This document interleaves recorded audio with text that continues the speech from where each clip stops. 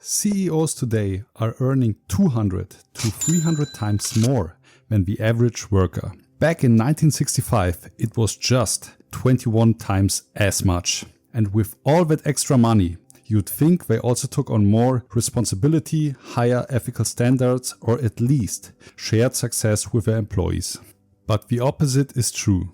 In these elite circles, executives can fail miserably, yet still walk away with millions and land their next gig with zero consequences. Even unethical behavior or straight up lies to shareholders go unpunished. Meanwhile, the average worker, one mistake and they are out. If they are lucky, they get a small severance package. Scott Galloway put it best. The rich are protected by the law but not bound to it. The poor are bound by the law but not protected. So the gap between rich and poor is widening. Let's break down why this is happening and what it means for all of us. Becoming an executive. How does someone become a CEO?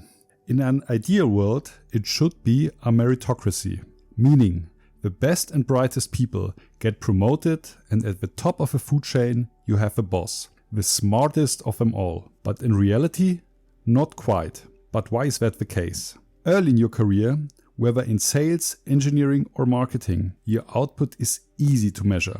A killer coder or top performing salesperson can 10x their peers. But as you move into upper management, things shift. Success is less about performance and more about politics, connections, presentation, being in the right place at the right time. Mistakes?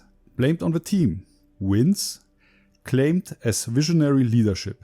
And if you're a VP at a trending AI company today, chances are you'll be handsomely rewarded, whether you're good or not.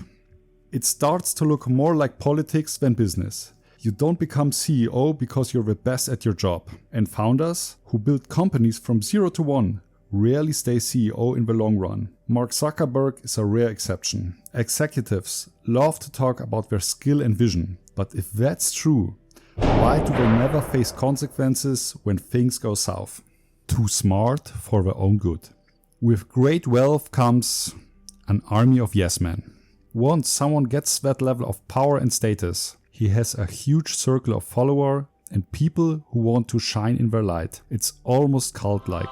But unlike a dentist, who would you only ask for their opinion regarding your teeth, these execs feel entitled to speak on everything, even without having any expertise whatsoever. How to raise a family, how they become so fit, morning routines, global politics, you name it.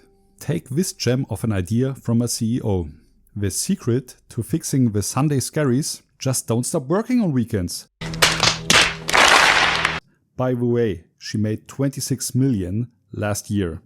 Let's be honest, if your buddy said that over a beer, you would laugh him out of the room. But thanks to platforms like Twitter and podcasts, they get to broadcast these hot takes unfiltered and unchallenged. They can stay in their bubble, no pushback, no honest feedback, just ego. You can solve any problem. Climate crisis, poverty, inequality, no problem. Just work more outside. Problem solved, right? You see where I'm getting with this.